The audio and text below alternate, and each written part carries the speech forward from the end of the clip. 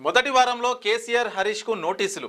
Phone tapping కేసులో జనవరి 5, 6 తేదీల్లో ఇచ్చేందుకు రంగం సిద్ధం. కమాండ్ కంట్రోల్ సెంటర్లోనే విచారించేందుకు సిట్ ఏర్పాట్లు. షార్ట్షీట్ దాఖలు చేసేందుకు పక్కా ఆధారాల సేకరణ. సేఫాలజిస్ట్ ఆరా మస్తాన్ స్టేట్మెంట్ మరోసారి రికార్డు. ఫోన్ ట్యాపింగ్ కేసులో మాజీ సీఎం కేసీఆర్, మాజీ మంత్రి హరీష్ రావుతో పాటు పలువురికి వచ్చే నెల మొదటి వారంలో నోటీసులు జారీ చేసేందుకు సిట్ సిద్ధమైంది. ప్రధాన నిందితుడు ప్రభాకర్ రావును సిట్ అధికారులు 14 రోజుల పాటు విచారించి పలు వివరాలు రాబట్టారు. ఇందుకు సంబంధించి జనవరి 16న సుప్రీంకోర్టులో విచారణ ఉన్నందున ఆలోపే బీఆర్ఎస్ ముఖ్య నేతలను విచారించాలని సిట్ అధికారులు నిర్ణయించినట్లు సమాచారం. ఈ మేరకు షెడ్యూల్ కూడా రెడీ చేసినట్లు తెలిసింది. ఈ క్రమంలోనే సుప్రీంకోర్టులో స్టేటస్ రిపోర్టు దాఖలు కోసం న్యాయ సలహాలు తీసుకుంటున్నది. పక్కా ఆధారాల సేకరణలో సిట్.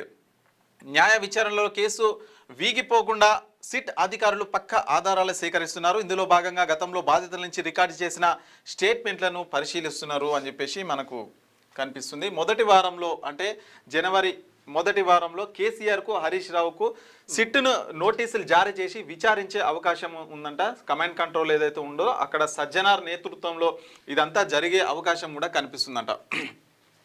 సేఫాలజిస్ట్ ఆరా మస్తాన్ స్టేట్మెంట్ మరోసారి రికార్డు అయితే చేయనున్నారు అని చెప్పేసి మనకైతే ప్రధానంగా కనిపిస్తుంది.